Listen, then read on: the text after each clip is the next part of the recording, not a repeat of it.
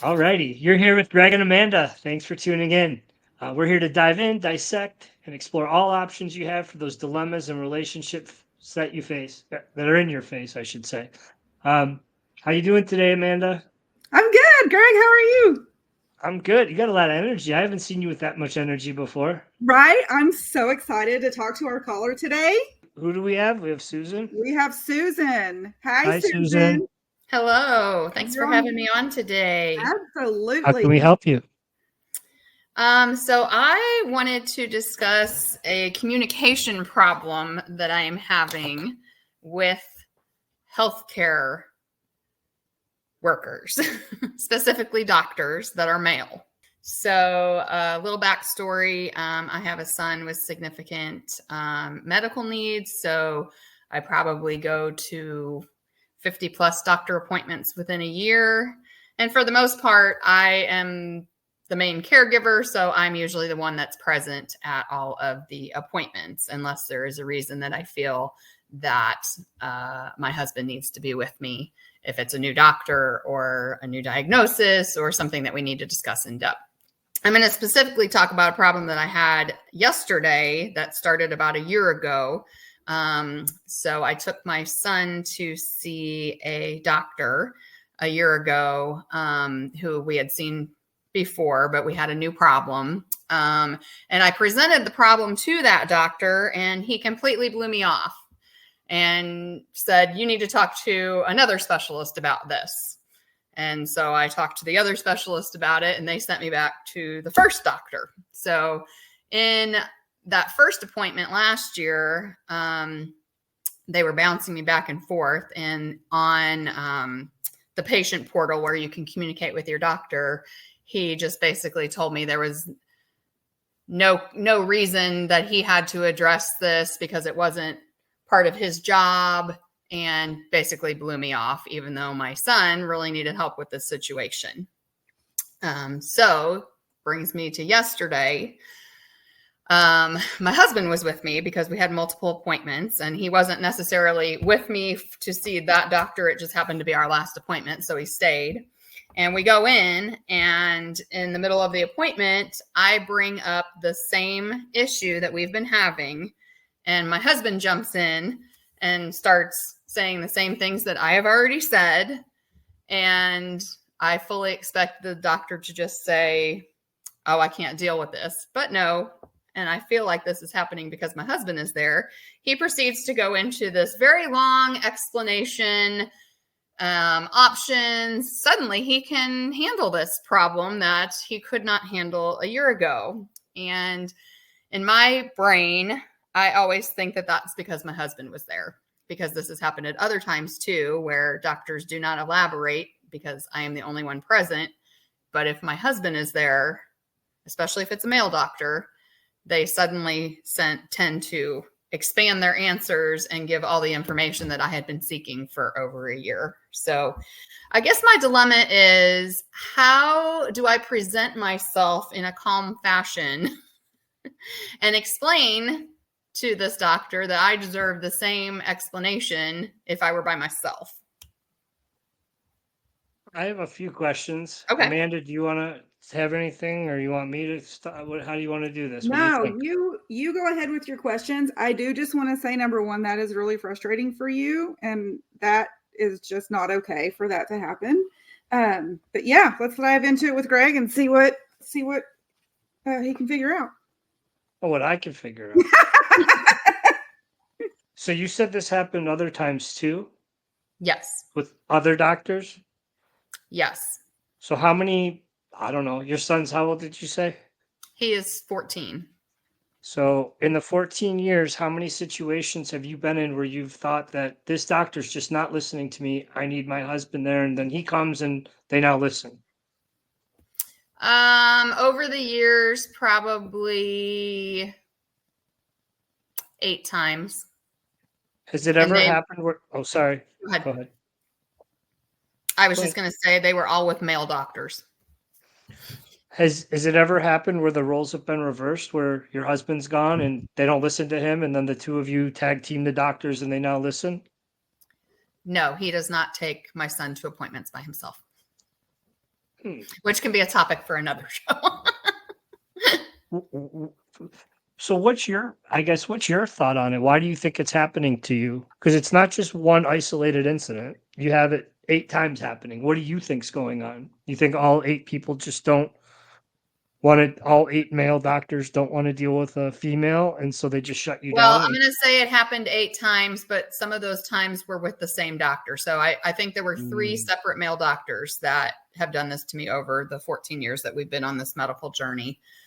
So like the incident yesterday had happened before with that same doctor. So when I'm saying 8 situations, not 8 different 3 providers. doctors. Okay. Outside of doctor appointments for your son, has this ever happened to you in other situations?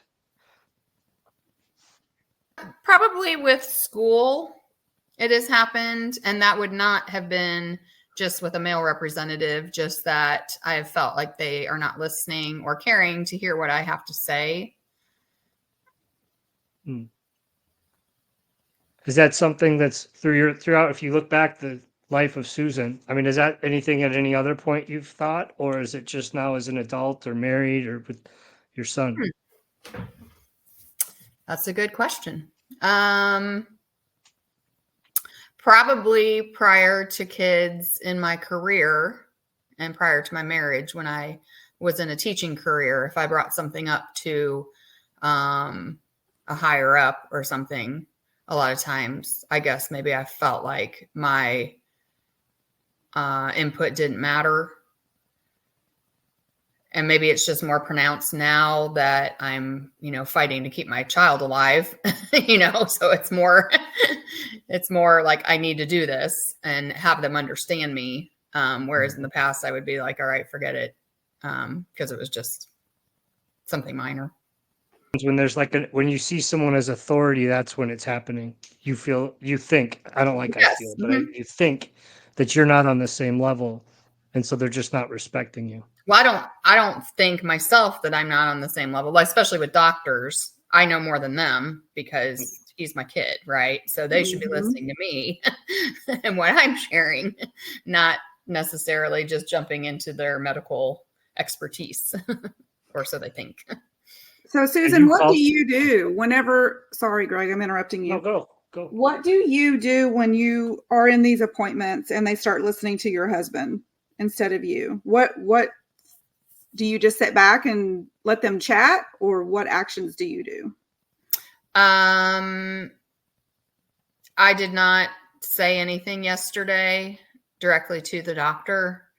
I told my husband on the way home exactly what happened, because he probably, I know I had shared last year what had happened, how he blew me off and said there was no answer. But I'm sure he had forgotten that. So I reminded him on the way home that, isn't it funny that the same situation that I brought up last year, suddenly there are explanations and yes, possible solutions. Right.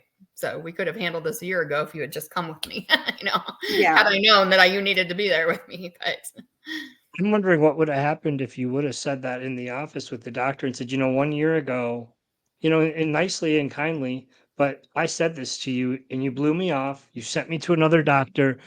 And today you now have an answer. What's changed? What if you held him down to his feet to the fire and didn't let him just weasel out of it? And you assertively addressed it. And your husband would have been there too. So the guy, he probably wouldn't have done anything stupid. But what happened? What would have gone down at that I guess I did sort of bring it up that way when he asked what our concerns were today. I did remind him that we are still having this ongoing problem that I brought up. I didn't say discuss, but I said that I brought up last year and you felt like this other specialist should handle it.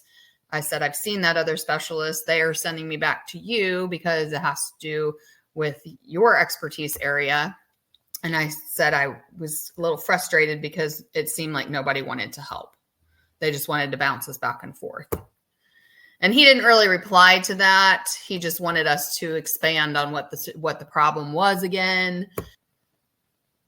And maybe I'm just all imagining it, that maybe it was just because my husband was there. But I in my back of my head, I was sitting there thinking, this is crazy that I can say the exact same thing and my husband can validate that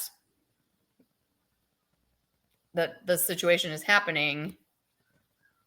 And then suddenly he's going to take it seriously, right? Right. So, Greg, you brought up, what if I confronted the doctor? I guess that's my dilemma and why I wanted to talk about this sucky situation with you guys, because I kind of need to know, how would you bring that up without offending? I mean, because it's a doctor that we need. If it were a serious situation that I felt like we needed to switch doctors in that specialty, we would. But that's, as medical parents, What would be offensive? it's very hard. What would be to offensive? I don't know. Why would that be offensive if you're Hmm. stating fact to him? What's offensive? We live in a world where everything's feelings driven. So if you simply are stating fact to him, whether he's offended or not, like he should have done his job a year ago. How are you offending him? I mean, he should be embarrassed, not you. I guess you're right. My take right now, Susan, is I think that your son, first of all, is very lucky to have you, that you're a very good advocate for him. The one thing I'm hearing, and it's not just, and I hate the word feeling because I just got done saying everything's feelings, but you are very smart. You do know your stuff, but there's something preventing you from thinking it's okay to call somebody out or confront them in a tactful way, even though you know you're 100% right. And I think that, just from hearing you, if you can learn to do that, that's going to be very empowering for you, and it's not going to nip at you anymore. Whether he likes it or doesn't like it, you're going to do it and move on. And that's, I don't know, I could be totally off base. You could tell me I'm clueless, but that's the thing I'm hearing is, you're smarter than him, and yet you're like walking on eggshells because you don't want to upset him, and it's like, no, right is right. There is right and wrong in this world, and you're right. So for what that's worth, I think you're very strong. I think you are very knowledgeable, and you need to use your voice when needed in that capacity and not feel bad about it. Okay. I can see your point and I agree with it. And it's kind of ironic because I'm not one to keep my mouth shut. But in those situations, I don't know why. I just feel like, I don't know, choose your battle. It wasn't important until, and I guess maybe in the moment, my brain was processing what was happening. So I couldn't respond fast enough, to do that and be like, hey, hold up a minute, because I needed a second to kind of form my thoughts. Like, is this really happening again?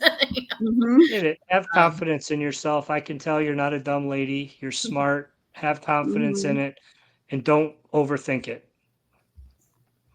Good advice. Yes. So, do you have any other questions for us, Susan? No, at this time, I don't think so. I think I will just take your advice, and maybe the next appointment that we have with that doctor, I might just start off with that. Yeah, and if you could always look for others, even though it's a pain. Nothing's ever easy, and if it might go that route, then if that's best for you and your son and everyone involved, that's what you do. Yes. Cool. Thank you for calling in. You're welcome. Thank you for having me today. All right. You're welcome. Hi, Susan. Bye, Bye. Susan. Bye. All right. Well, that was fun, huh? That was fun. I really enjoyed having Susan on. I really empathize with her, with her issue. What as a girl, do you think that's something like you've encountered a lot in your life, or is that not an issue you've seen a lot? No, I've seen it a lot. Yeah. A lot. Hopefully there's other girls that hear that then and can understand that as long as you're above board and doing the right thing, it is okay to speak up. I think she's a perfect example of somebody dedicated to her kid. She probably does know more than the doctor, and 100% she does. So yeah, I thought it was a good call overall. I thought I figured her issue was something that a lot of ladies would be able to relate to. As a guy, I don't go around feeling or thinking that, because I'm a guy, they won't talk to me. I mean, maybe that's the case, but I don't notice it. I don't think most guys do that? Maybe I'm wrong, but I don't think so either. I I don't was think they do. no, no. And it may Well, not even be like a conscious thing on the doctor's part. Like he may not even realize he's doing it. mhm. But and I think what we did and what we do is great because she can't control the doctor. No, of She course can't not. control herself, but she Right. can control herself. She can control how she reacts to the doctor. Mhm. And we had her on our call, not him. No, So, 100%, 100%. Say it doesn't matter whether he means to or not. Like if he doesn't, then he needs to be aware of what he's doing so he can change his behavior. So by her standing up for herself, then yes, it's going to bring him aware of what he's doing and change his behavior. Hopefully, if he's to piggyback on that, though, if he doesn't know he's doing it and didn't mean it, he'd probably be very apologetic. Like, oh my, I'm yeah, so sorry. I didn't mean that. Like, I really didn't mean that. And if he's abrasive and cold, well, then good thing you called the idiot out. So, yeah. all right. Anything else on this call that resonates with you, or you think we've kind of touched on it all? I think we've touched on it all. I'm good. All right, cool. Me too. I'm excited for the next one, though. Yeah, it'd be great. All righty. We will see you next time. See you next time. Thanks for listening, everyone.